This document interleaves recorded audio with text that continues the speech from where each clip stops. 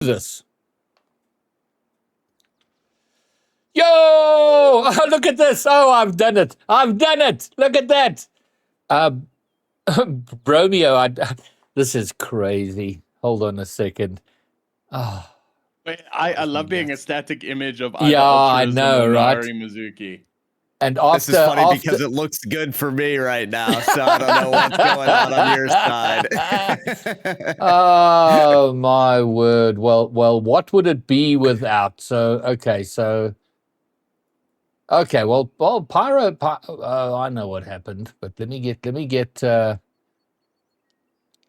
Why? And I did. No, I'm not even going to go on about how I keep doing this, but. Graybeard, I'm gonna let you get that situated while I get a quick introduction in, maybe. Yes, go. Do it. All right, great. Welcome everybody to Just SSAying. We are here with I think it's season 3, episode 15. I'm gonna throw that one out there. 16. There it is. And we're excited to break down everything we watched in Open 5. Bromeo, you weren't there on the desk, but I know you were watching. We were hoping you were there, but everyone's got to take a break, sadly. What was did you enjoy kind of an armchair vibe to this event a little bit? I sat miserable for the entire weekend that I was not sitting in that desk with you guys, and I was praying for everyone's downfall until my return. So no, it was lovely. For the first time in a long time, I actually had a weekend to myself. So I spent more time examining my own eyeballs than I did anything else. So I had a great weekend, and judging by a lot of the scores, there were some interesting results, and there were some more interesting things said. So I didn't catch all of it, but I know that it was interesting. It's funny because we have 6 regionals, right? 6 events, 6 tournaments, but somehow, some way, when it comes down to the last couple, things just start like devolving into, you know, what's become of this, which I think when we looked at this season, we were hoping that it would come down to Open 6, but maybe I'll send this back to Bromeo, Graybeard, if you're still getting set up here. Yeah, send it to Bromeo. You guys carry on here. Did you anticipate such an uprising of one team like we've seen, Bromeo? It's 4 in a row for 5 years at this point. Didn't we expect a battle to the end? Look, I think 5 Fears started gaining momentum at the end of like the third split, the third open, and they've been looking better and better and better every time. So I think had I been on desk this weekend, I would have predicted them again to take it. And the fact that they did it in such a dominant way and in such a confident way just proves that they are, without a doubt, the best team in the region right now. So I wouldn't even say it's like an uprising. It's just been a slow and steady increase in pressure from them on the rest of the region. And the rest of us don't have any answers for it right now. I really liked... Yeah, go. No. Go ahead, Byron. Finish the thought. Finishing the thought around 5 Fears just becoming this #1 team in the region. I'm sort of in awe about how well this team is playing now. Because I feel like first split, there were some nerves, some jitters, some clear mistakes. But this second split has like shown some real consistency in the gameplay quality, but as well, just like an upgrade of the strategy. We noticed a really aggressive tone to their play style that I'm excited to maybe dive into more later on. But I liked hearing the interview at the end, Graybeard. I don't know if you have any specific thoughts about that you'd like to share now or later, but Snowy was like, oh yeah, Tekos is this amazing player. He could do top 4 in EU. He's taught me things about like saving my boost and not using as much. And it's just like they're hitting on all the right stuff to improve and look so good as a team. And it's exciting. Do you think? And I mean, we've gotten in quite early on this conversation, and I think we'll cycle back to it as we go through the weekend. Okay.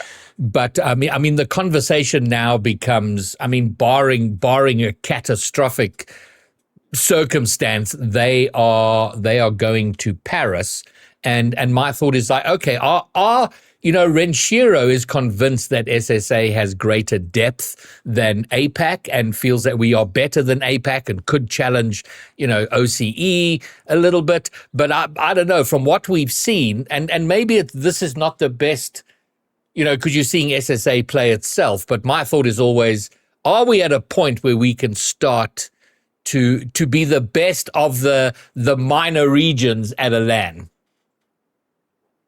Maybe.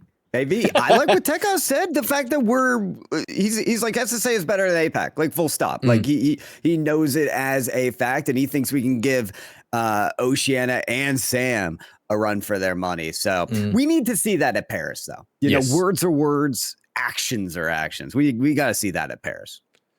Yeah. Okay. Well, hello and welcome, everybody. We are going to be having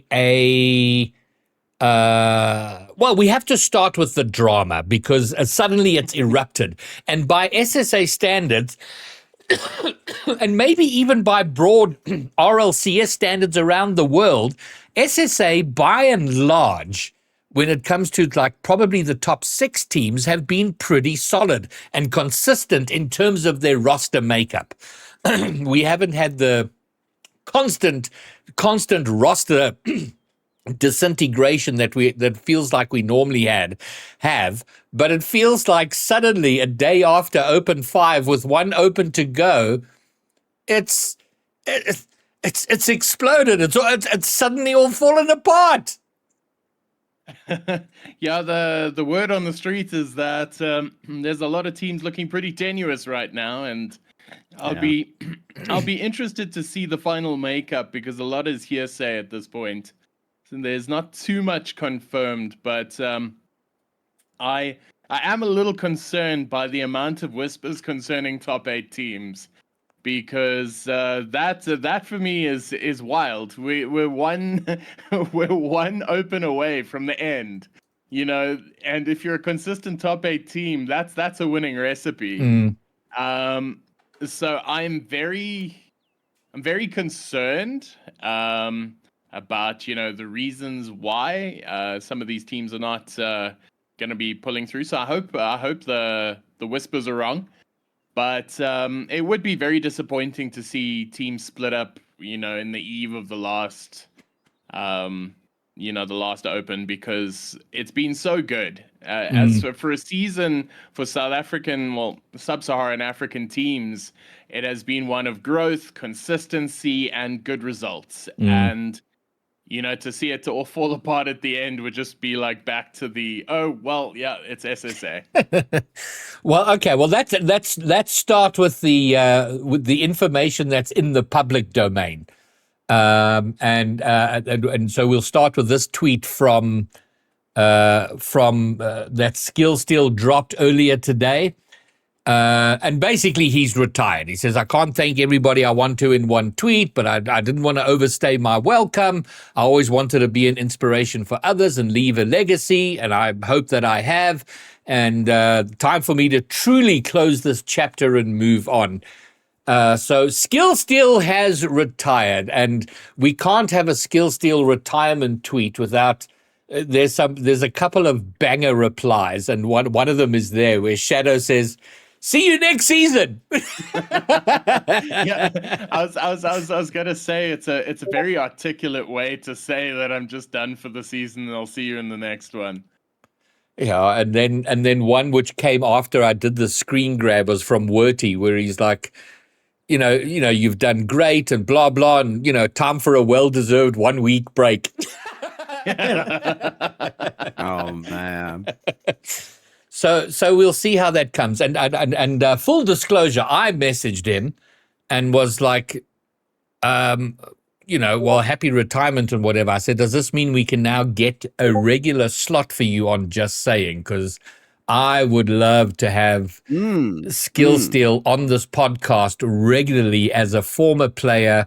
The three of us are talking heads. We've never been in the furnace of RLC as competitive. So I've always wanted to have a former player on. And if he says no to me, to me, that's confirmation that he still plans to play. That's how I'm going to be. That's how I'm going to be reading it. He's in checkmate now. It's like you're going to be involved one way or the other, either on the podcast or on the field. And man,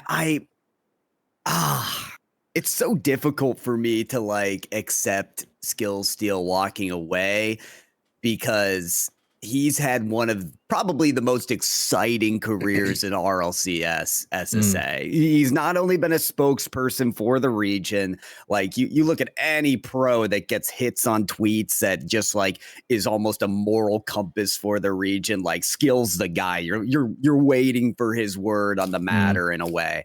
But also on the field, right? Like he's been the one to take debutantes under his wing and guide them to success. Like how many careers now has he fostered, or at least tried to foster through his leadership? So that's a role that I don't even know if you can replace. I don't know who really has that kind of influence both on and off the field. So that's why it's sort of like, man, I can feel it. I can feel it when he says he's walking away from the esport, because that is a serious presence in the scene that will be missed. I call bullshit. Man's not leaving, because he's had one of the best seasons of ever right now. And he's saying playing out his twilight years. There's nothing quitting about that man in his Rocket League right now.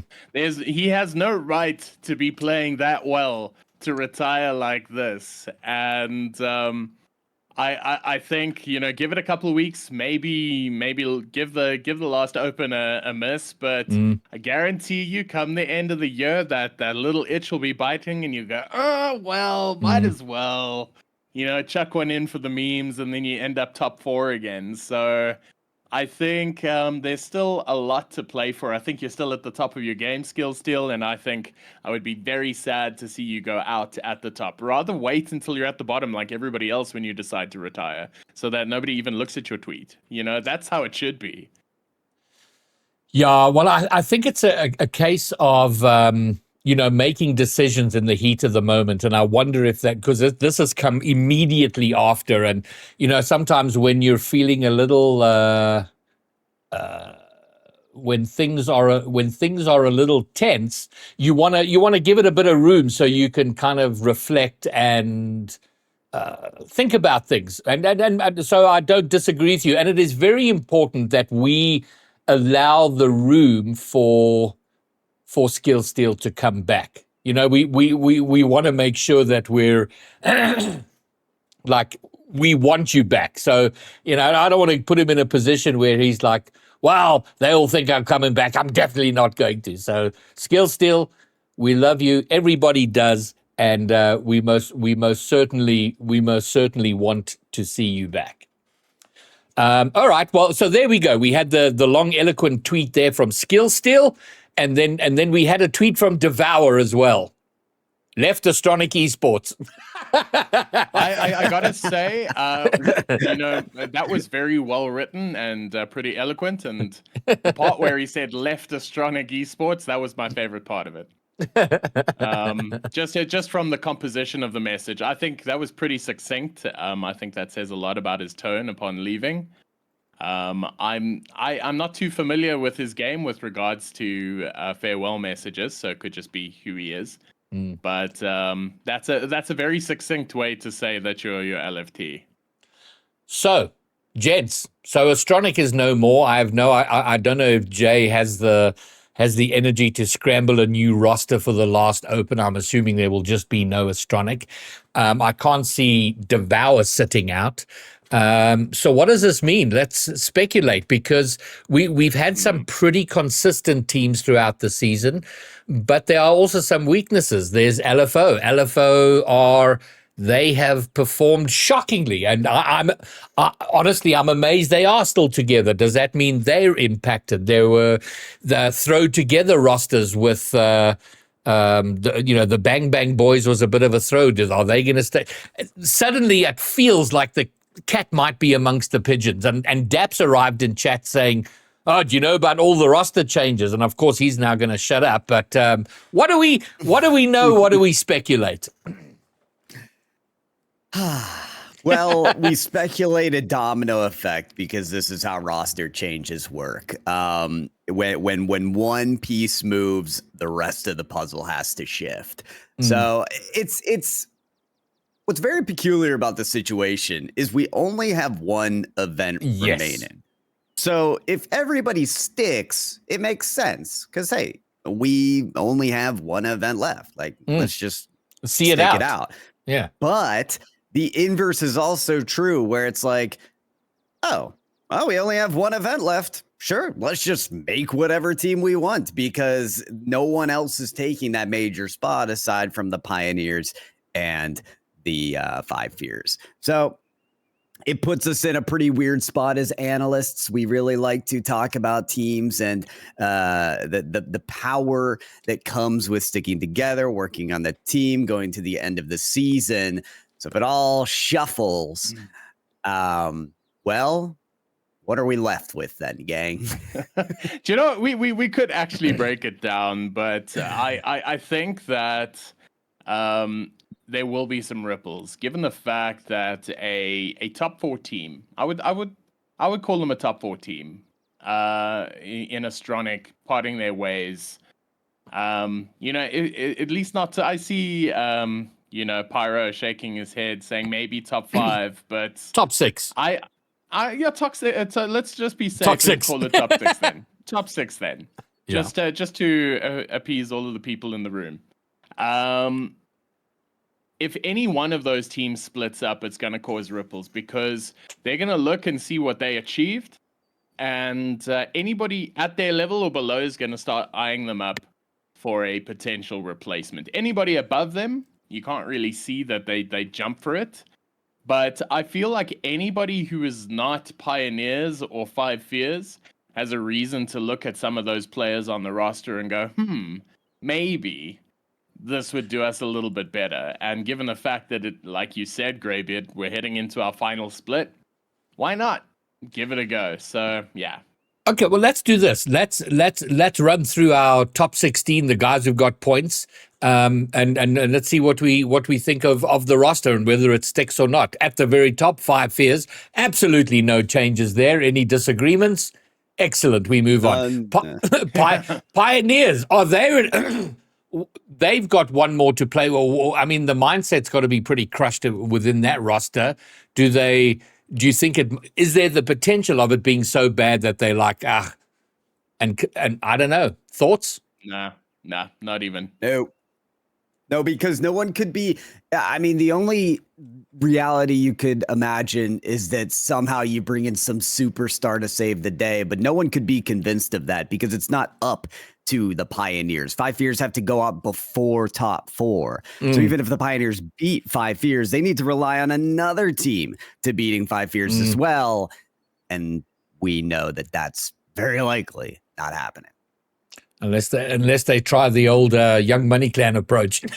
Oh dear. So I agree with Pyro. The only reason that Pioneers would change it all is if they picked up like beast mode or something like that just from absolutely out of nowhere. That's the only reason that they would change, is if they could, you know, select upwards on an import player. As for To Die For and Sweaty, I don't think there are too many players better than those players. So it would be a very, very difficult conversation to have, given the fact that these are 2 very established players. I mean, who would you add from the South African team that would make that team inarguably better? So I don't think that they would make any changes at this point. All right. Well, that's Pioneers, so they should be sticking together. Number 3 and 4, it's Astronic. We've spoken about them. They are no longer. Bro Crows, Steak, Jeff, Ravi. Ooh, now this is where it could get interesting, because this is a team that has been pushing the upper echelons the entire season, but they do feel, I'm sure, that they could have done a little bit better. And there have been occasions where they toppled a little bit. So I think this is one of those moments was like, do we pick up a Devour? Is there space for that? You know, would that help our chances?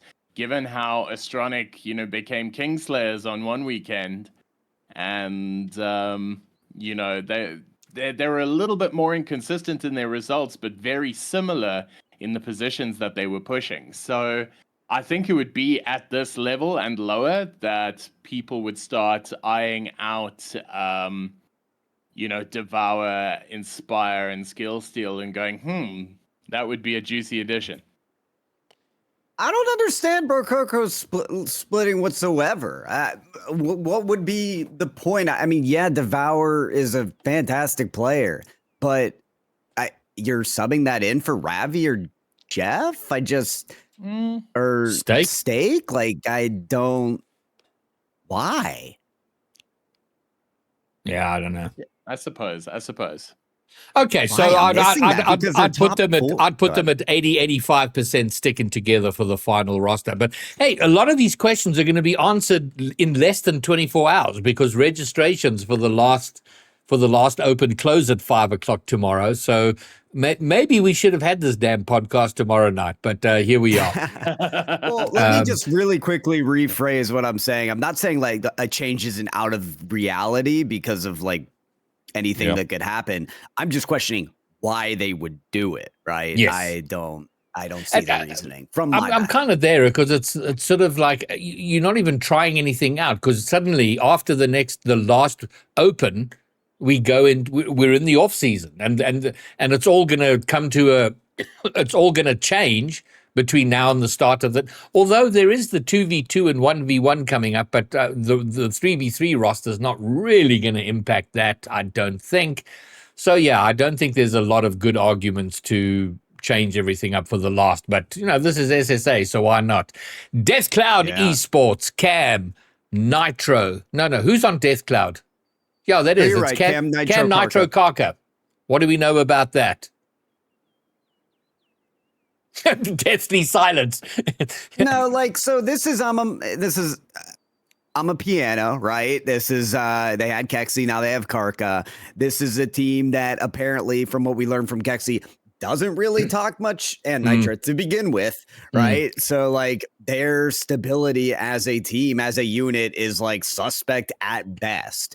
So like their results are good, but are they susceptible to a change? I mean, yeah, absolutely. Just because of like how unstable they seem as a unit. Rounds. Oh, sorry. Go.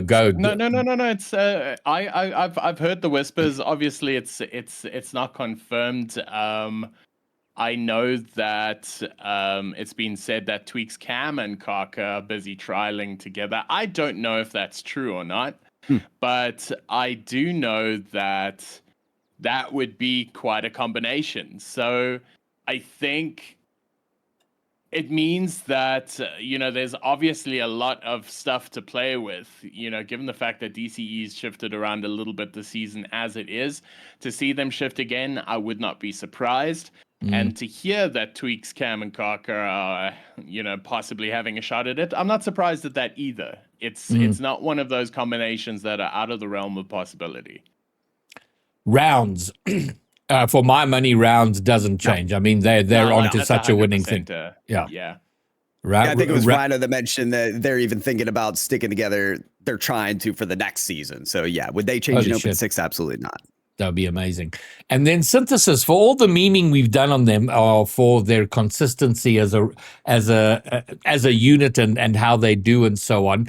As a roster, I don't think they can be faulted for any consistency issues, and I don't see that changing for Open 6. Although Daps is being, we're not sticking. What? Oh my goodness. Daps, are you fucking joking me? Tell me you're memeing. Okay, just kidding. Daps, you dog. You're an absolute dog.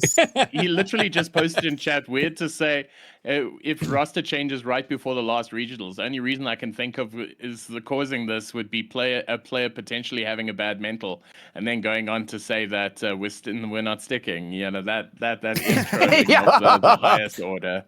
All right, and then Renshiro saying yes, thinking of sticking for 2027, can confirm. So absolutely no change, and that more than anything makes me incredibly happy. And we will talk about it more, but that team it's just marvelous what they're doing.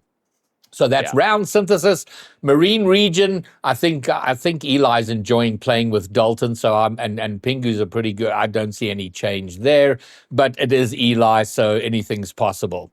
And then there's Team E1, and I think they did reasonably well, and I think there's a good argument for them to stick together. However, it does include Galaxy, and Galaxy does tend to be a bit of a bicycle when it comes to rosters, so I think all bets are off there. No, you wouldn't be wrong. Get into territory of like, I feel like this is the last team that we consider. Oh, are they going to make a change? Because at this point, we've reached the deep end. We have reached like the true shuffling where anything can be expected. But I was very happy with E1's performance, kind of what we expected out of them in Open 4, but it just didn't come together. All right. Well, the call is now out to chat. So if anybody wants to leak anything, sign into your alt account and fire away. Let us know what you know. We'd love to hear it right here, breaking live on Just Saying. So I think now, gents, we can talk about the actual weekend, and I don't think we need to spend a lot of time with it, but we should go and sort of just go through what happened over the course of the weekend. Of course, starting Friday night, GSL, and it was a weird GSL. I mean, Group A was so vastly different, I think, from Group B. I mean, this was Group A, Crocros and Astronic. For me, the Astronic Death Cloud was an important matchup, because if Astronic were going to be challenging for the top 4 spot, they needed to beat top 4 teams, and they beat Death Cloud. It was a thriller going to game 5, but they qualified out of GSL in the upper bracket. And then for the rest, I guess the only other maybe surprise was E1 sweeping the Punishers. I think Punishers have been very inconsistent this season, so I wouldn't put it as a surprise. I'd say it was interesting to see that they're the team that showed up that weekend. But I think Punishers, they have a team of really good players, and the only thing stopping them from achieving higher results is simply consistency. Yeah, but so Brokokros, Astronic, Death Cloud, and Team E1 were the 4 teams making it out of GSL. Unity didn't make it through, which that's pretty much everyone's favorite team, favorite collection of unks, didn't make it through. And then over in Group B, Pioneers, and this is a great point. So Five Fears had their scare with rounds, which we'll get to. But the Pioneers, this is wrong. It was 3-1, I think. I've got Pioneers versus Stanislas as 3-2. I don't think that's correct. I think that's my error. But Stanislas, it was 3-1. But Stanislas, they are a reunion French team, two reunionees and a Frenchman. And the 2 reunion boys are 13 and 15 years old. In fact, Stanislas became, well, there's some argument. He is the youngest to officially and legally play in the RLCS, because as of Friday night, he was 13 years old and 5 months old. But they performed so well enough in Swiss that I worried that they were one of those cheating teams, like the EU people pretending to be SSA, but they perform. And if you combine that with the T-Shows and the Ravi and Devours and stuff, these are 2 other youngsters playing very well. So I don't know if you caught any of their action, Pyro or Bromeo at all, either through Swiss or in GSL. I did not, but this is. I'm glad you mentioned the stories of like T-Shao, because we saw that come up in the last season. Now this season, especially on that Triple T roster, and how people are looking at him now, trying to pick him up for the last event. Like it's really cool to see the uprising talent in SSA. So keep them coming. Congrats to Stanislas for such a great showing, taking a game off Pioneers. A lot of players can't even say they've done that this season. Exactly. They did go on to get swept by Synthesis. But and then rounds. I guess this was the early warning that rounds were going to go far. They beat Synthesis 3-1 in the upper bracket, which was pretty good going. They then got swept by the Pioneers, so they didn't do as well as Stanislas and take a game there. But then in the lower bracket, beat LFO. LFO eliminated. And, I mean, what a rough season they've had, guys. No, do you know what? I'd rather focus on quickly how well rounds have done. Just getting into this point, you say beating Synthesis 3-1, LFO 3-0. I'd like to think that my disparaging remarks about their team makeup earlier in the season they took personally and launched a personal vendetta of doing well in spite of me. So I just want to be the first one to, well, not the first one, but be one of the many who's just been so surprised pleasantly on this team coming out of absolutely nowhere and crushing it. So Rounds is definitely one of my teams of the tournament for this last Open because the results that they put in against really good teams, it goes without saying that they're a team on the rise. So I'm very glad that we still have one more Open because this is the kind of team that needs one more Open to cement their status as a good team. And look, we can talk about LFO being not as great as they could be, but we've been saying that all season, unfortunately. I think LFO didn't hit the right marks early on, and I feel terrible for them because it's a great bunch of guys. They just haven't hit the strides that they were looking for, and I'm not sure what changes they made because, like you said, Greybeard, we're just talking heads, but I'm sure that the results that they've posted are not the results that they wanted. So I'm very interested to see the changes that those men make in the off season, or at least heading into this next Open. I have heard whispers that they are one of the teams not sticking together, and at this point I'm not surprised. I would have expected this news earlier. So the fact that they lasted as long as they did is testament to their character and their will to try and fix it before they replaced it. Okay, so qualifying then through uppers was Pioneers and Five Fears, no surprise, although Five Fears did drop a game to Bang Bang Boys. And then in the lower bracket, Synthesis going 3-2 against the Bang Bang Boys to eliminate them, and then round sweeping LFO as we discussed. And then the weekend's bracket, there it was. And on Saturday, we started with rounds and Team E1. And that was a good series, 4-2, but rounds putting in a solid performance. Galaxy making his first top 8 of the season. And so I think they will be happy, but rounds, the boss is there. And then the banger, Pyro, Bromeo. This was such a good series, Death Cloud and Synthesis. My word, what an important game for Synthesis to overcome Death Cloud there. I remember watching this series and hearing you and agreeing with you, Greybeard, because you were casting the match and we were going to game 6 and you were like, well, even if Synthesis win this game 6, I don't see them finishing it out in game 7, something like that.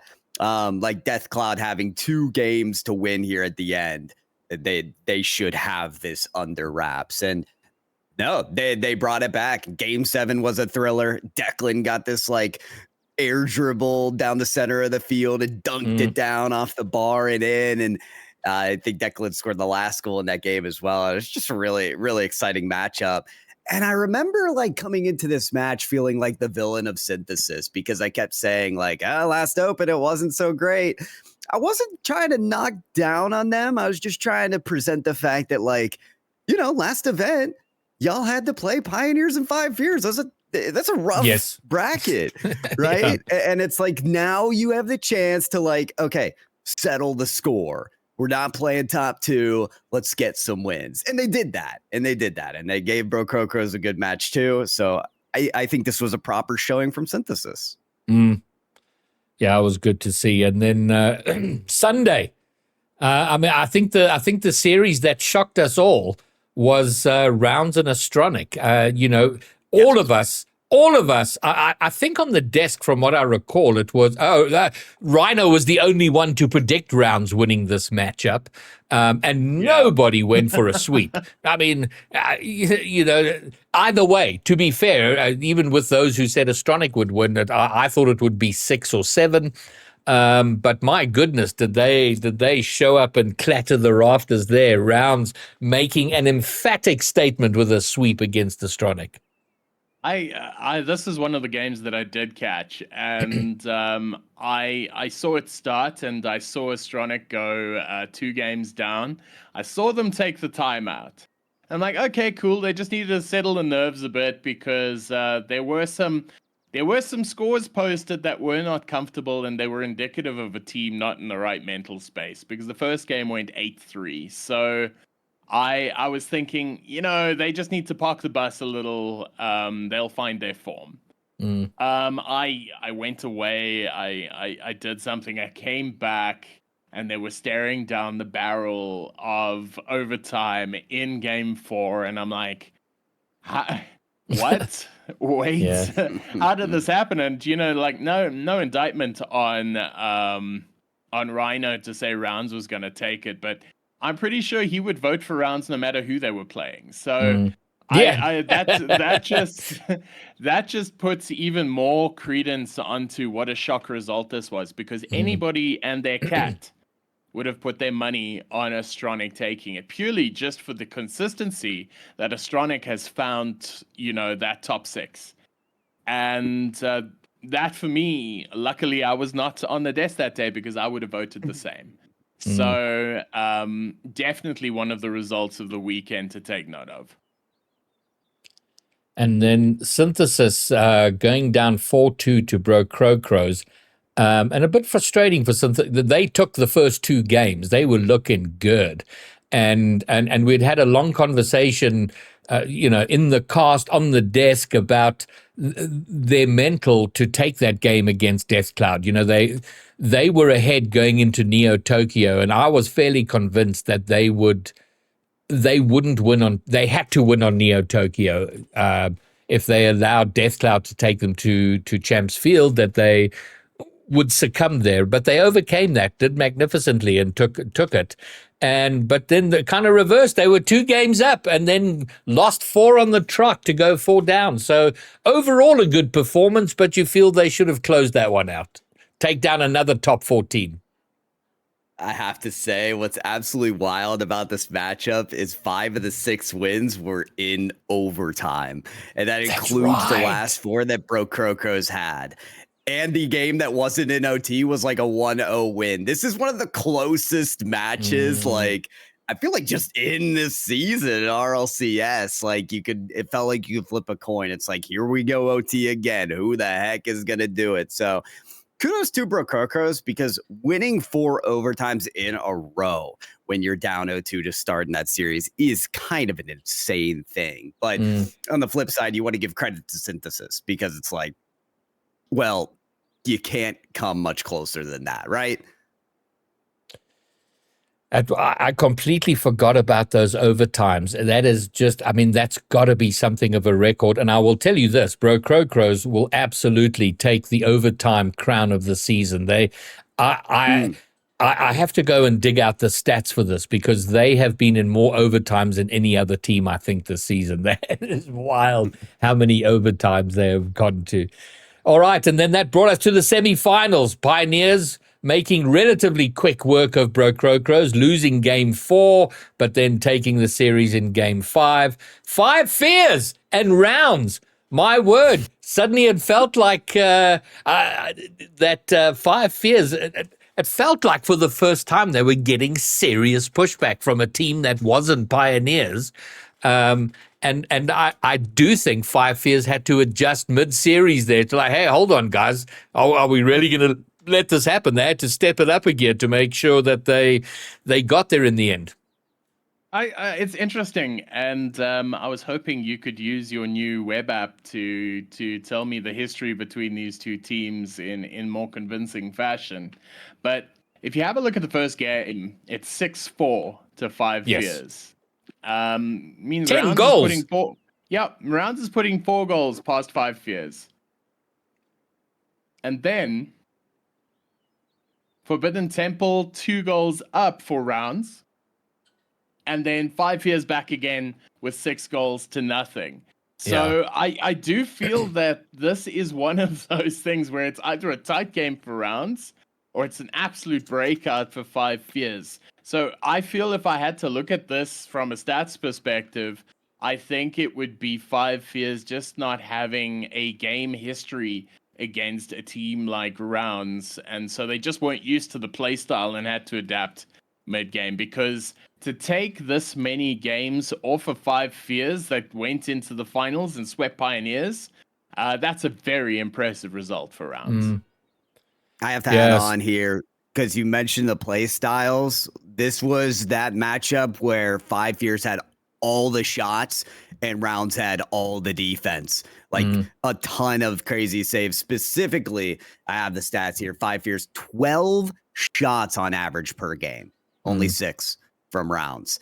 And the inverse is true about saves. So Rounds were able to like catch 5 Fears out. And part of what really shows why those kind of matches happened is when we finally saw the grand finals and 5 Fears playing the Pioneers. We'll talk more about it, but 5 Fears really showed off their aggressive play style and moving way up the field, boost stealing, demoing the last man, and getting those clear shots.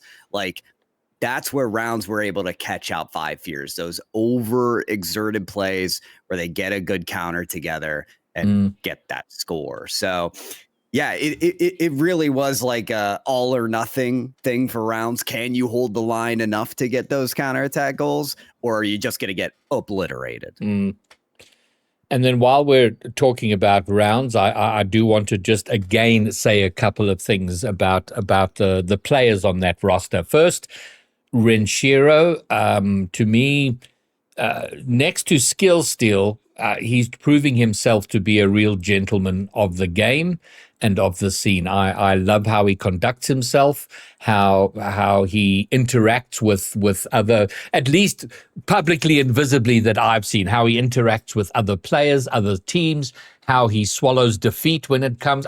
He's just been magnificent. And then coming out here and taking on these two reunion players, it's been. I just want to shout him out, and I think you're a credit to your org, you're a credit to our scene, and thank you for doing what you're doing. And then secondly, to see Marcy having some success is really satisfying to me, and to see how well he's playing. And then Onizuma, who played on Astronic in Open number 1, got dropped after Open number 1 because they didn't have a great result. And he has gone on to make, he's a top 4 player. How freaking awesome. And the fact that the only team in the top 4 with no South Africans on it, which is amazing. So Rounds, Renshiro, Marcy, Onizuma, shout out to you guys, and I wish you great success going forward. Declan, yes, we all know what happened to Astronic. You clearly hadn't woken up yet by the start of the podcast, but I understand. Game of life. And then finally, grand finals, second Open in a row. Pioneers don't get a single win. They are 8-0 against 5 Fears. My word, Pyro, what a deconstruction of Pioneers, but man, an emphatic statement about who is the number 1 team in the region. What a fun series to be a part of. I mean, everything's riding on this. Sweaty's talking in the interview the day before, hey, we've got some secrets, we've got some plans. We're going to show it in that finals. 5 Fears confident as ever. And I mean, Pioneers get ripped apart again. And part of it was a little bit perplexing because it felt like Pioneers were not starting off on the right foot. They come off that match from Brococros. They're really struggling to finish their shots, right? They're hitting the post, they're in the crossbar. They're putting up like 6 shots at the net before they actually score a goal. And it's like, okay, y'all can't be doing that against 5 Fears. It's not going to work. You got to close on these chances. And then we see like glaring mistakes from the players on Pioneers on the field. like, yeah, I'm gonna call it out. Like there were just some flat out misses from To Die For, just on the ball. And is it nerves? Is it Five Fears in the way that they play? Because Five Fears were playing super demo heavy, super aggressive. How many times did we see To Die For last man back getting hunted by guns or Snowy or Tekost and getting obliterated and then getting scored on? It was a clear play style diff. Snowy said it best in his interview. They're just the better team. As decisive, as convincing as possible, and surprisingly, really enjoyable to watch. Like one team just figure it out.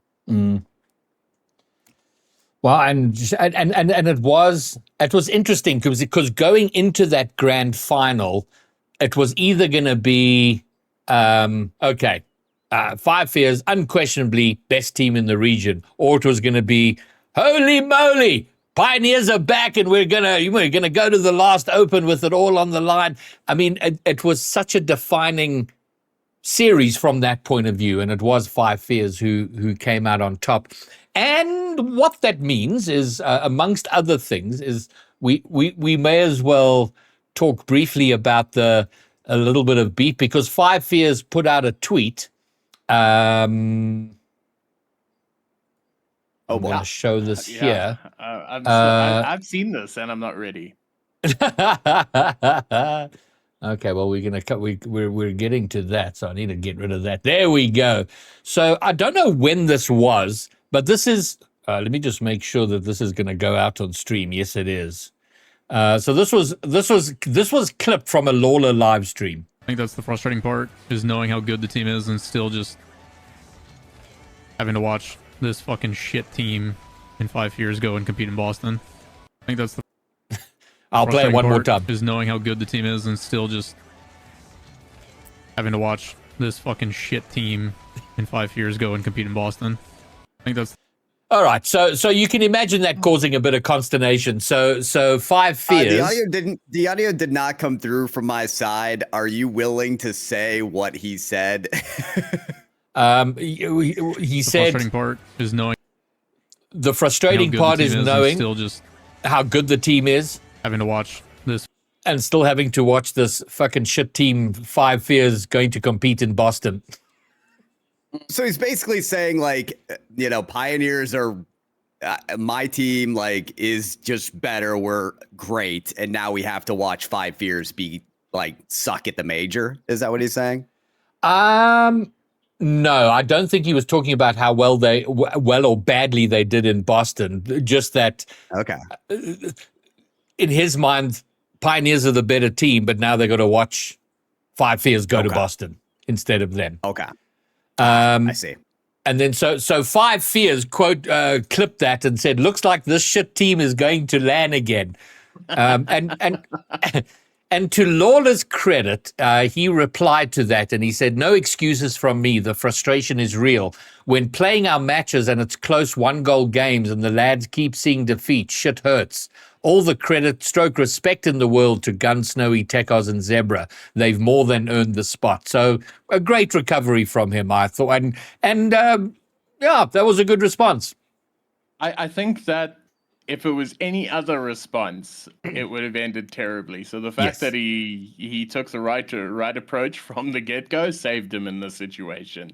Because look, I love this sort of content, because this is the kind of shit that makes Rocket League worth it. And I would never condemn somebody for saying that this is a shit team or that's another shit team. It's just you need to stand by it. You need to back it up. And if you can't, then you need to be able to handle the heat that comes your way afterwards. So credit to Lawler for taking that on the chin. I think that was a great clip, and Five Fears social media has been chilling on that one for quite a hot minute, and they were just waiting to use it. And I can imagine the feeling of the social media manager as they press send on that one, like bang a tweet on its way. I imagine it was scheduled like a month and a half ago. Ready to fire at the right moment. Okay, so while we were chatting, I did get some information. because we started talking about roster changes and what might be happening. And I got some information while we were chatting about what happened on the weekend. And I will share that information now. So both Death Cloud Esport and Bro Crows are going to be making roster changes for the final Open. Why, Yeah. Bro Crocos? What is the change? Yeah, that unfortunately it was very surface level information that I got, so I don't know who's out, who's in, and what's happening there. But and then the other info I got was, I think this probably part of the same bit of information. Tweaks, Karka, and Cam. Oh, well, there we go. Okay. Tweaks in for Nitro. Declan in chat's like, yeah, Steak got kicked. Okay, Steak has been kicked. So if I understand this correctly, Astronic is no more. Death Cloud is switching it up. Or Crocros is switching it up. I think who's the last team in the sort of top 6-ish area that is Synthesis is going to stay together. And rounds are going to stay together, so it's really Astronic, Bro Crows. So I'm thinking, that's pretty much it. Everybody like top 3 and downwards is deciding to, shuffle a bit for one last dance. Astronic, Bro Crows, Death Cloud are going to sort of recycle players is I think what we're looking at, and maybe LFO, maybe even Team One, because it is Galaxy. So I think we're going to see some side shoe shuffles going on with those teams. Oh my goodness gracious! Rough. All right. Rough. Now, how this impacts me personally, Bro Crows will at least still retain their. No, do they retain points? Because it's out of the window. What happens with their points? Because it's out of the transfer window. You can't make changes now. I thought you could change one player. Can you?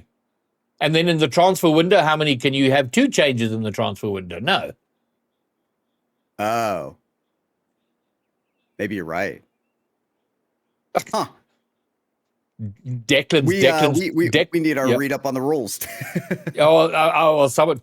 So Declan's trying to save himself. Nah, actually, I don't know what's happening with Bro Crows. Okay, Hero says all the points. The points are gone. You're right. Yeah, if they make a full on roster change outside of the transfer window, the points are gone. Yeah. Okay, so that means no Astronic, no Bro Crows, possibly no Death Cloud. And when I say I'm talking about in the points and how that affects me, is because all of these teams are auto-cleared through to Swiss, but no longer. Now they're going to have to go through double elimination. I'm competing in the last Open, which means I'm going to have all of these guys up in my brackets. I'm trying to make top 32. This sucks. Here I am thinking that we're like analyzing the top teams. What does this mean for some of the best players in SSA? Greybeard's like, hold on, do I have to play against Steak and Ravi and Devour? Yeah. Like, I don't want to do That's exactly that. what's going to fucking happen. That's so annoying. Okay, fine. And you know what? If I had this information 5 days ago, I could have grabbed Devour. I could have grabbed Steak. I could have boys, let's go. I mean, if you're not concerned about points, you probably still could. So sorry, say that again. I said if you're not concerned about points, you probably still could. Yeah, I know, but you know what? I have a roster because I'm competing with Sykes and with Banana Cat, and we're gonna do it. We're gonna. Is that confirmed though, or is that confirmed though, or No, it is confirmed. Possibly on the way. You say that. Oh, I say I've got until 5 o'clock tomorrow. Oh my word! That's what I'm saying. Some crazy stuff could happen. That would be the most SSA thing for me to do, right? Yeah, it would be, and I would not be surprised. In fact, I would support it because if I were to cast a team stream, over the weekend, it would be pretty cool to see Greybeard go all the way to top 16. Don't you think, chat? It would be a hell of a thing for sure. And to answer your question, Pyro, I've been calling him Six ever since I've known him. And then we had a scrim the other night, and Banana Cat called him Sykes. And then I said, is it Six or Sykes? And he said, I don't care. So, but Sykes just sounded better to me, so I've switched to that. I hate when people with their own name won't even tell you how to say it. It's like, say whatever. It's like, that's the polite way of saying Graybeard's been saying it wrong. Exactly. Well, there we go. I like what Declan says. Daps can fuck off. Me, Graybeard, and Meshin.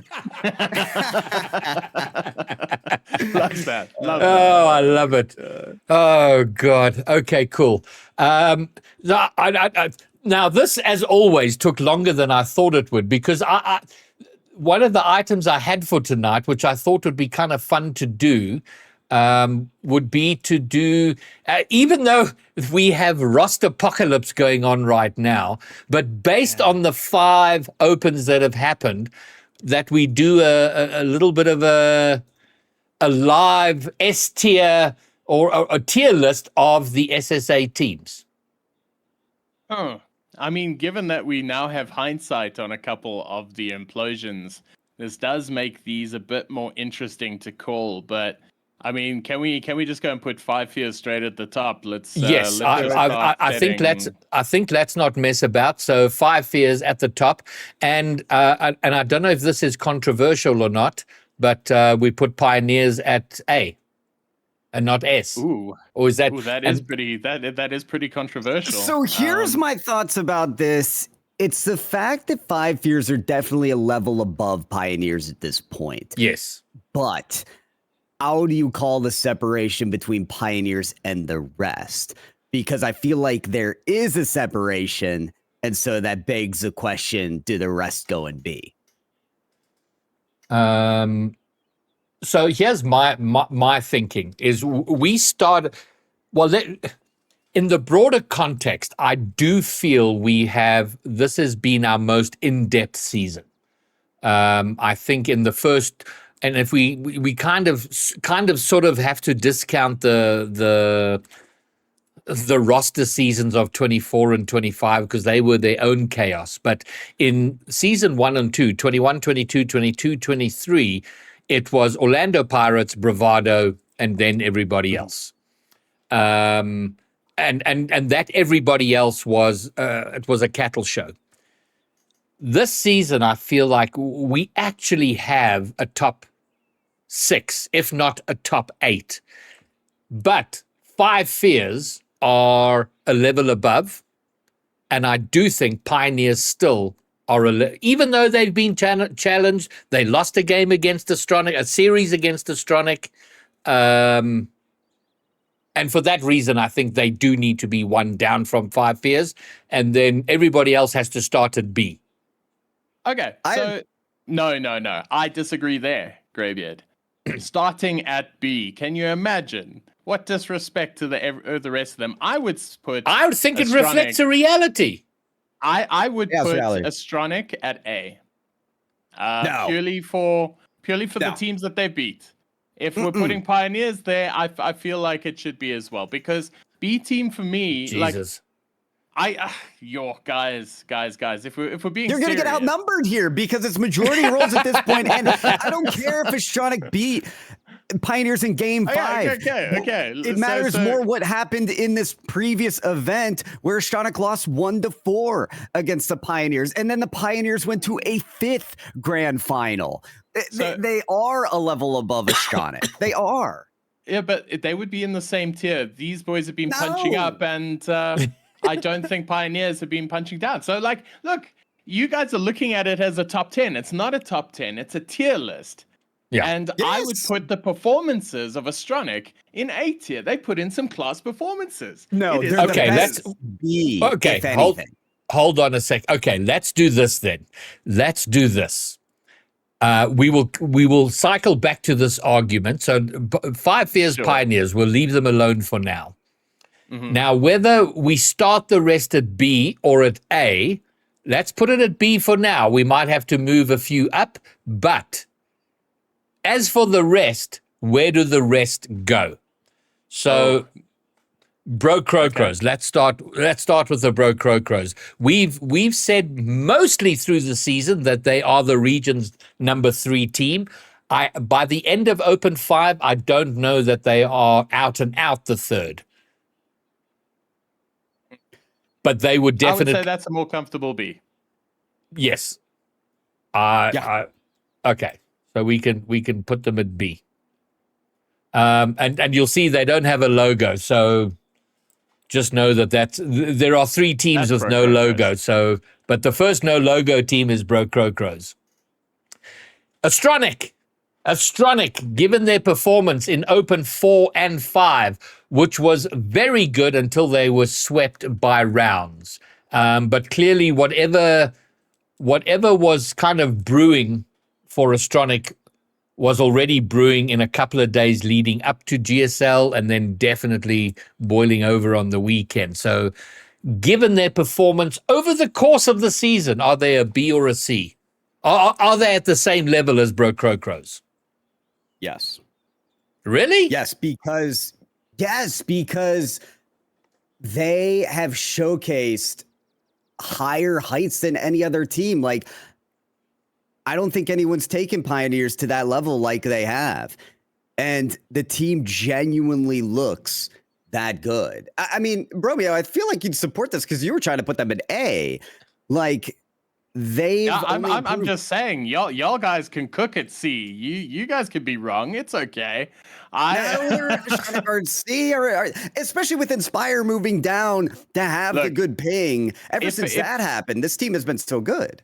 I feel like recency bias is doing its thing here because of course, always Astronic have been incredible. And just they had a shitty split this last one. They had one game where it all fell apart, and they didn't play their best. And I would not even put them in contention for C. They're not even in sniffing distance of C. It's not even a conversation. Okay, so it's hard enough seeing them in B. I feel outvoted on that one. I would have put them in C, but I will go with the opinion here. Death Sport eCloud. I'm keen to see them at the same level. Surely, any argument there? Same level as Bro Crocros minimum. Yeah. Are you shaking your head, Pyro? Oh no! You said any disagreement. I said no. Oh, is that what? I'm with you. When they're going yes. Yeah, yes, absolutely.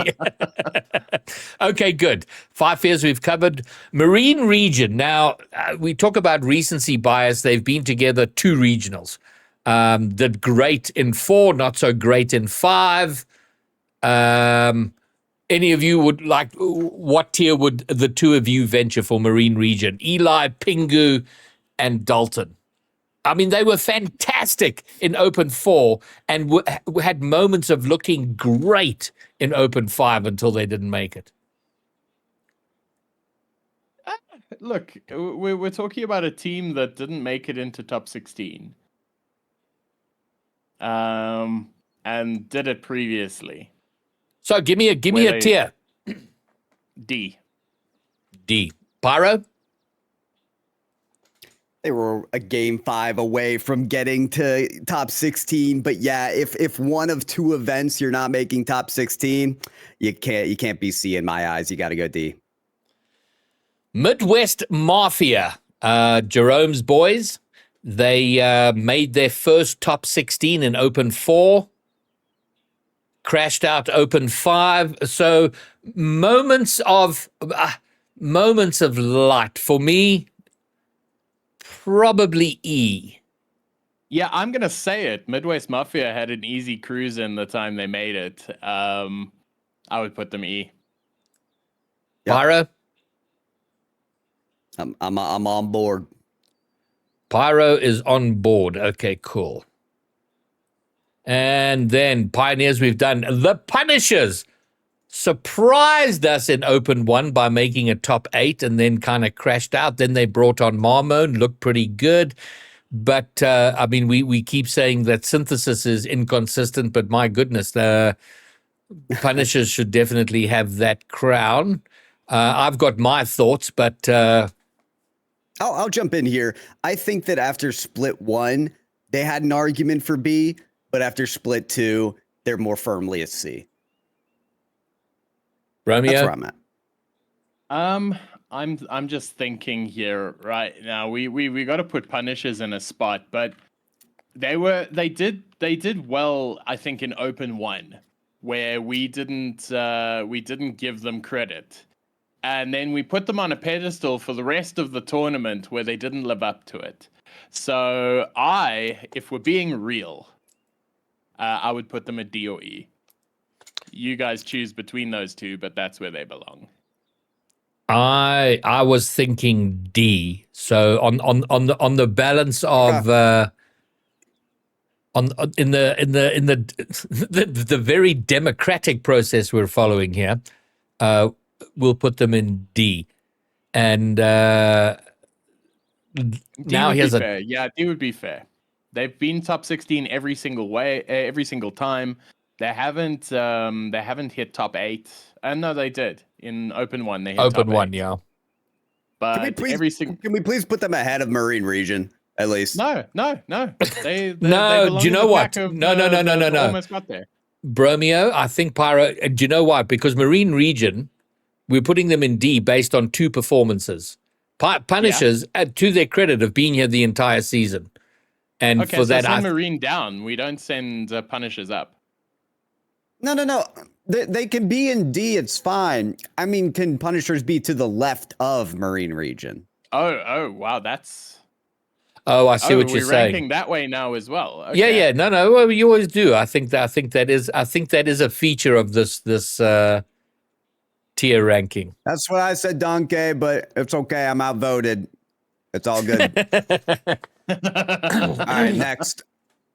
All right, Speaking of people's names, you just called him Dunke.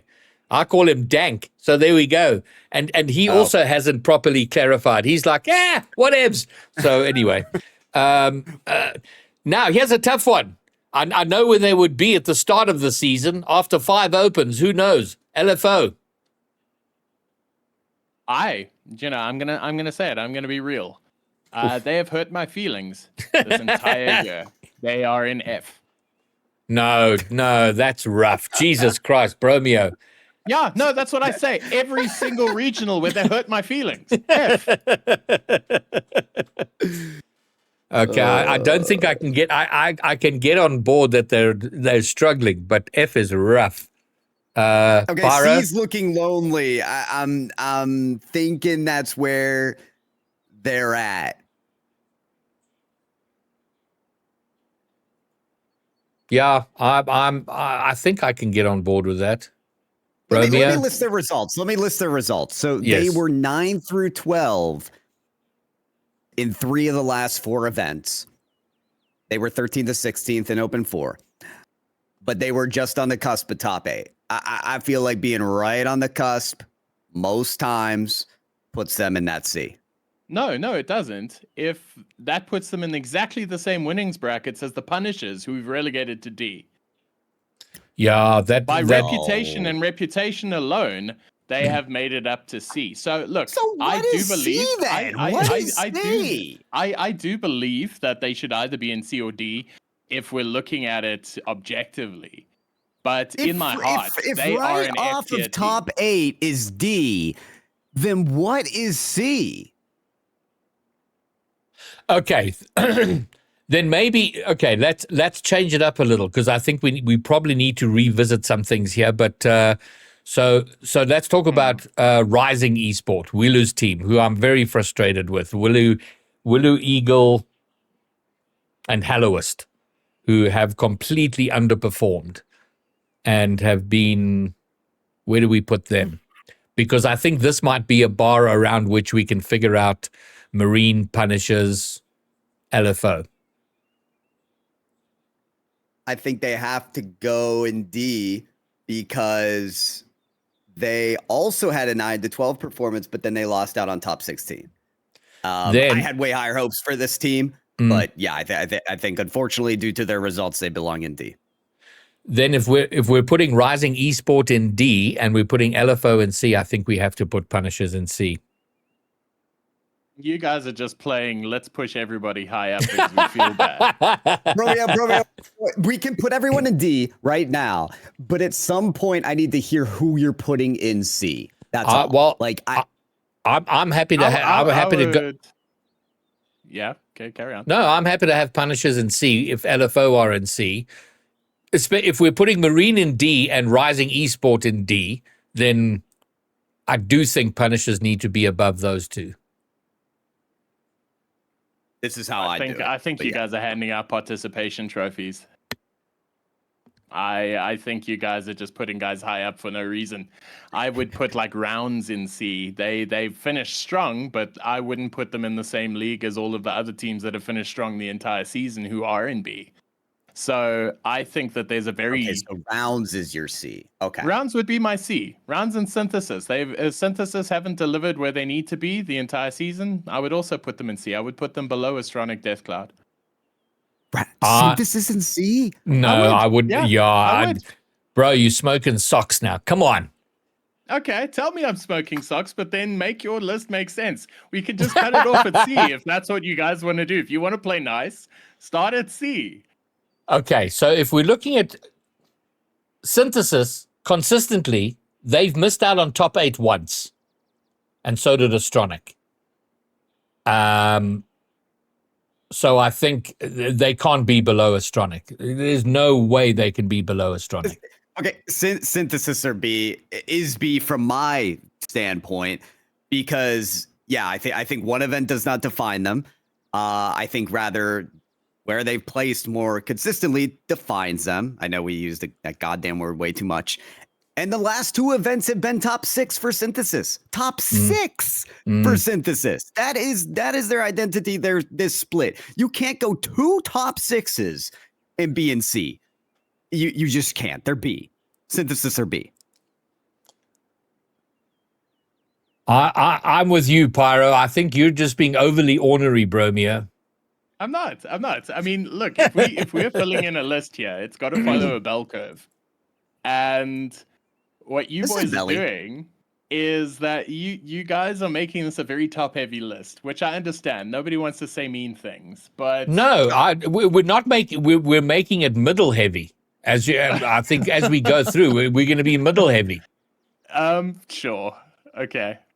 Okay. Well, then let's do this. Is there any team that should be in F?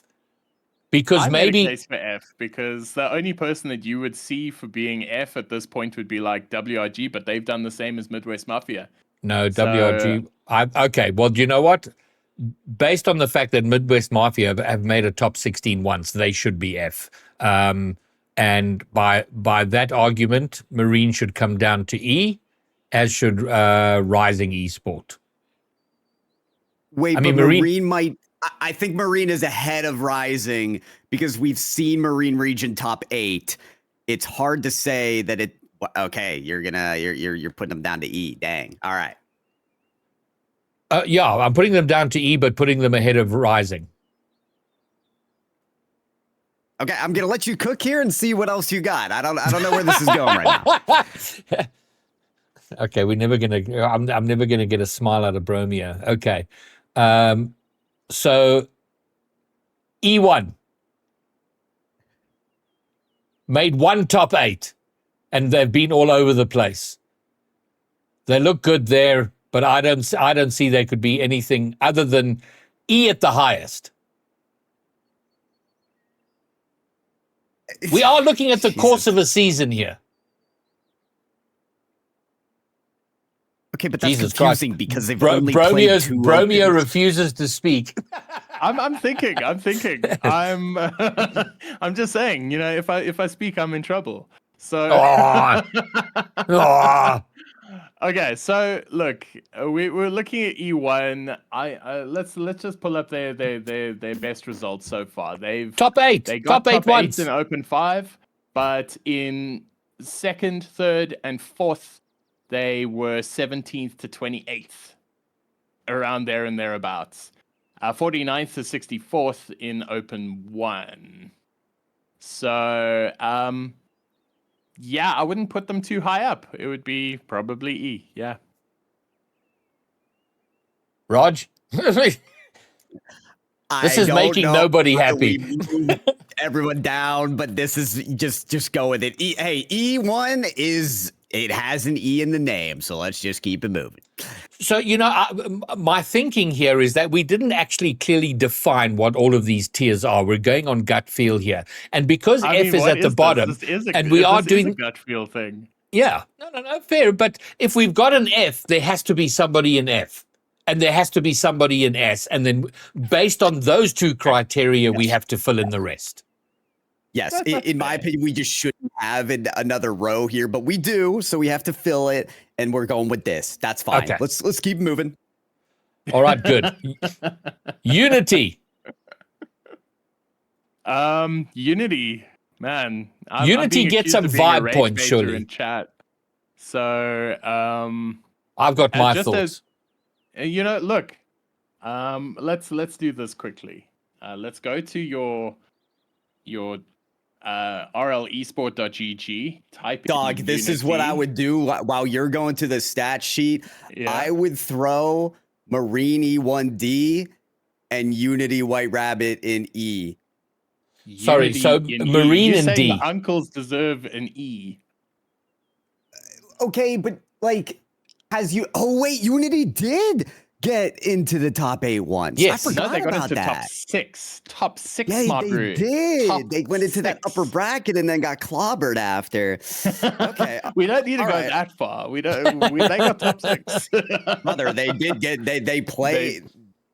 They did get clobbered though. So yeah, they did get smacked around a bit, but top 6 regardless. And then they got a 9th to 12th, 13th to 16th, and 9th to 12th. I would say at the very minimum that puts them in D. That's where I was going. That was Okay, my feeling for Unity. D. White Rabbit Gaming. I think the same at this point. I mean, they also had a top 6, but they're in, they're out, they're in, they're out, they're this roster, they're that roster. So, and I think it's pretty fair to have them in the same tier as Unity. Romeo? Yeah, sure. Okay. I think D and E are really odd. That's They get the same as Unity because they also made a top 6. So to be fair, Marine and E1 are getting E. They're mostly being penalized because they sort of late show. They showed up late, did a thing, but they haven't been around. Yeah. Mm-hmm. So, and then Rising Esport, who were Strive before, are in E because of their underperformance against the quality of the roster. Yes. Yeah. All right, last one we got to do then is rounds. You guys go first. No, we already. That's because we already heard what you had to say, which is that they were your C, despite their incredible finish. Mm-hmm. Okay, so I'm gonna give mine, and then I'll make my case, and then you guys can come back. I'm gonna say B, and the reason I'm gonna say B is because I do feel it's 5 Fears, Pioneers, and then it is a battle between the Brocrocros, Astronic, Deathcloud, Synthesis rounds. I think they are battling for those last 2 positions in the top 4. And yes, there's recency bias. I will acknowledge that. But Renshiro, the consistency's been there all season. They had a change. Was it open 2 or 3? I can't remember when they made the change. And they have been on the climb. So and then given their performances in the most recent tournament, I think they deserve to be in B. I hand over to my esteemed colleagues. You see, I think if I had okay, I want to agree with you because at this point, are you putting rounds in the group of B or are you putting rounds with LFO and Punishers? I don't know that I'd put rounds with LFO and Punishers because rounds are on another level than those teams.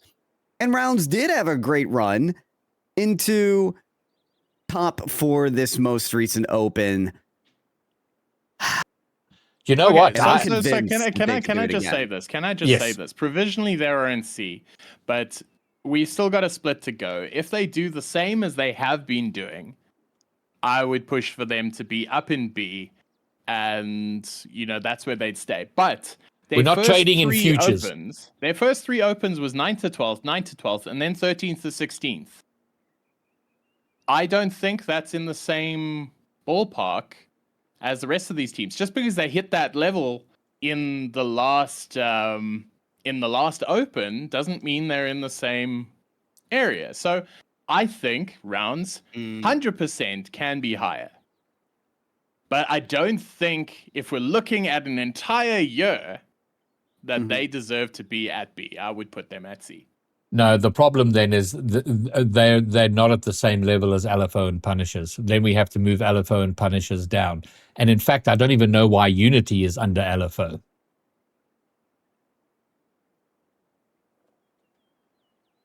I mean, that's on you guys. You guys did some shuffles. I had them in D. Best case scenario. Okay, best case scenario is this. Yeah. If you're moving rounds to C, then yes. Yeah. LFO, Punishers, Unity, White Rabbit Gaming, and rounds there in C. But then I don't know if there's I don't know if Astronic belong up in with B. I don't know.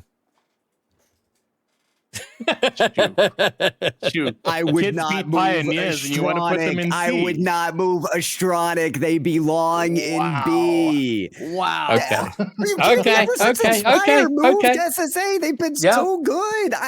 They're the only team. But same with rounds and Renshiro. Then why the fuck are we putting rounds in C? All right. Can we agree that this because is of the whole season? This is okay. the whole So what's season. on screen now is the closest we're going to get to any form of agreement. Yeah, that's pretty close. Correct. Okay, good. Because Jesus, otherwise this segment's going to go on for a month. Okay, good. Well, there we go. Cut, print, put it out on social media. That's what we're doing. And then talking about what I wanted to do quickly, both because it's a punt, but also because it is interesting. Now just got to remember where the hell it is. I think it's here. Yes, it is. 1 second. I thought we could have a quick look at the top performers for Open number 5. According to rlesport.gg. Okay. So here's the page here. Let's make it a bit bigger, actually. Oh no, that's the wrong one. I'm making bigger. Let's make this one bigger. Okay. So we can look at. So there is a secret player rating. Which is a combination of a few stats to come up with a rating. And based on that rating, for Open number 5, the top rated players are Tekos, Guns, Lewis P, Stake, To Die For, Snowy. So who's missing from the top 2 teams? Sweaty. And for me, it's an indication. Sweaty not in the top 10 of player ratings on that formula, which is part of the problem for me of the Pioneers, because in Open 4, he wasn't in the top 10 of any significant stat. He did a little bit better in Open 5, but overall, not too great. And then the top scorers, Renshiro scored 30 goals between Friday and Sunday. That man was on fire with his number of goals. Second place, Tekos with 27. But I mean, did you cast the rounds, Pyro? Yes, I casted them against 5 Fears. That's right. And what was their earlier match? Oh, it was follow Graybeard. You need to get in there. Thank you very much for the follow. He was an absolute monster in the Astronic game. I mean, his goal count, I think in that he scored like 8 in that series or something. Anyway, and then... I do have stats. Sorry, I do have stats on Renshiro. He went, in his match against E1, he went 10 goals for 21 shots, which is crazy. And then after the first 2 matches in playoffs, he went 19 for 38. Falling into a 50% shooting percentage. Between 2 matches in playoffs, that is pretty nuts. Pretty nuts. Amazing. And then, of course, Lewis P, Guns, Inspire, Snowy, rounding out the top 10. The legend, the uncle, that is Skill Steel on 14. And then top demos. Everyone was talking about Astronic and how many demos they were, like their demo-heavy game in Open 4. Synthesis were out and out the top executioners of this Open. It was wild. Meshin, 42 demos over the course of the weekend, followed by Devour on Astronic. But if you look, Declan's in 3rd place and Daps is at 6th place. So between them, what's that? 25, 56, 96, 98 demos that team executed over the course of the weekend. Just crazy. Fucking wild. Sweaty getting involved at 28, Inspire at 27, Marcy 25, and Carker at the bottom there with 23. And then the Saviors. So he's on one side scoring goals and then back on the other making saves. Renshiro, 54 saves over the course of the weekend. That's why I won Driver of the Day. You know, people were couldn't believe the performance that he put up. And yeah, that's honestly, that is genuinely nuts, to be top on goals and saves. I know this is total. This is an average, yes, right? So you're going to have a bias if you play more games, more matches, yes, etc. Still nuts. But it makes sense. Crazy. When you see 2nd place is Onizuma on 47. I mean, if we think of that 5 Fears game, I mean, you were making the point, Pyro, is how many of the voluminous shots that 5 Fears were putting on, and they were defending out of their skins. So between the 2 of them, 101 saves over the course of the weekend for rounds, which is just mad. And then there's Marcy on 43. So what's that, 144 saves? In the top 5 rounds in the top 5. That's what happens when you play 6 games against 5 Fears. That's what happens. Yeah, crazy. Ravi involved, Declan, Devour, Lewis P at the bottom there, or at 10th place at 34. And then top playmakers, assists.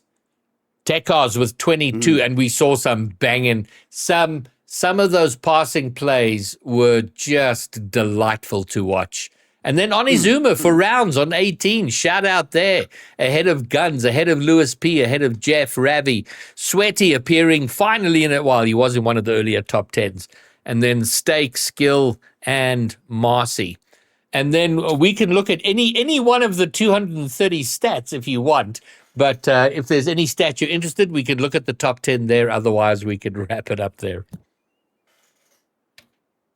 Those are quite a lot of heavy stats, and I'm just thinking about, there's a case to be made for a lot of players who do their work quietly, and saves and shots and assists are difficult to make, especially if you're doing grunt work in the middle of the field. And Sweaty has always been a demo heavy player, but he's never really featured too highly in either shots or saves because that's just not his role in the team. So I feel like lists like this show a definite bias towards those making the saves and those taking the shots, not necessarily the midfield work that some players do. So just a caveat that there for Sweaty not featuring in the top 10. He was there for demos though, so definitely putting in the work. I think this list is great, and I'm going through the site as well, and the fact that you can search pretty much any stat is really cool to see. I was trying to find Snowy because he wasn't top for goals or saves. What was he doing as well? That's what I was trying to figure out where he was featuring.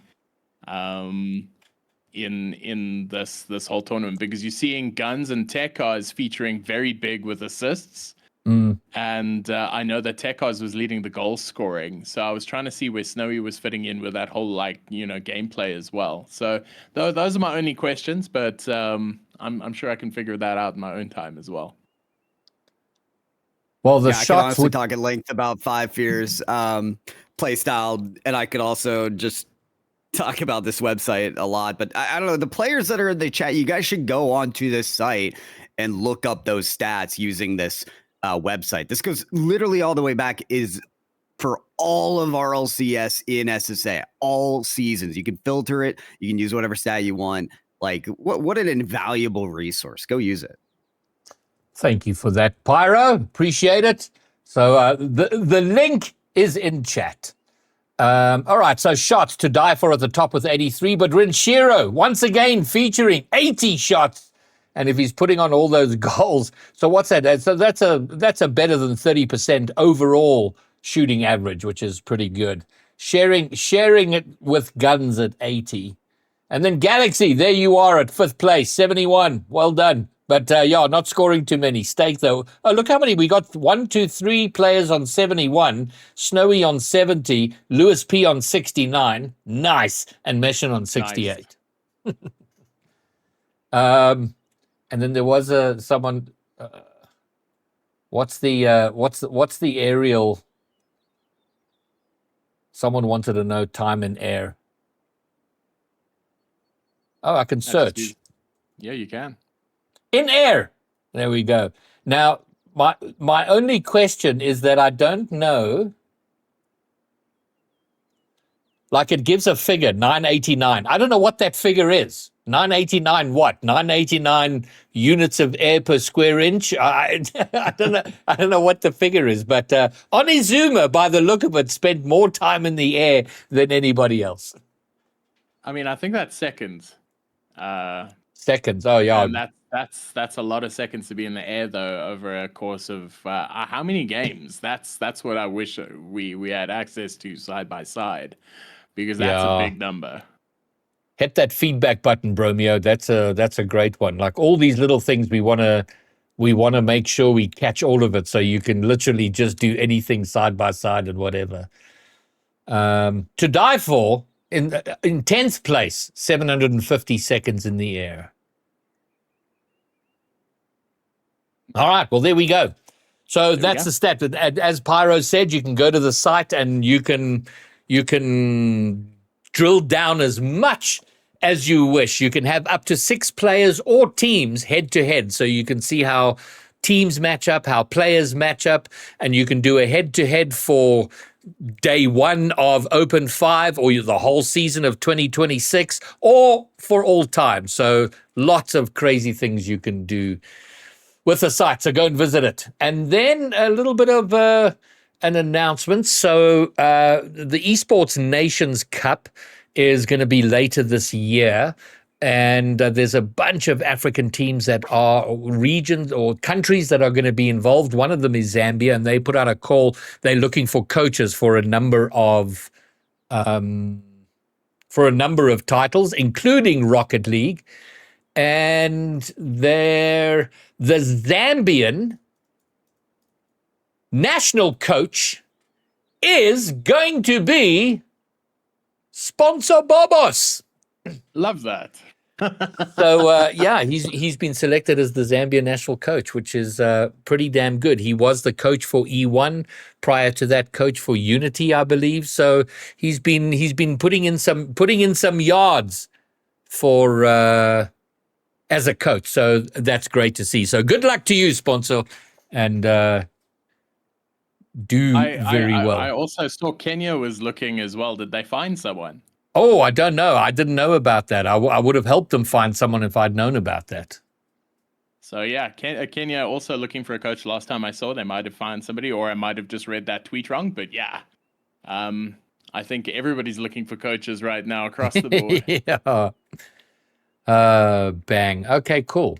And then I want to check my little notes, because I'd made notes of all the things I wanted to talk about tonight. So I want to make sure that I have actually done that at the end. I'm pretty sure we've covered at least the most of it. And Flamey, I see you're asking if I can cast for 4 fears, and I can't because I will be competing. You and I might be playing against one another this weekend. Devour, Skill Steal, Other Chaos, run through the weekend, the top performers, tier list, likely collapses. Oh, the last thing to talk about is that there is one more open to play, and it is going to be Chaos from a roster perspective, as we've already discussed. But if you haven't registered yet, registrations close tomorrow at 5 p.m. So what's that? 5, 6, 7, 8, 21 hours-ish remain until registrations close. And as it stands now, let me get an update here.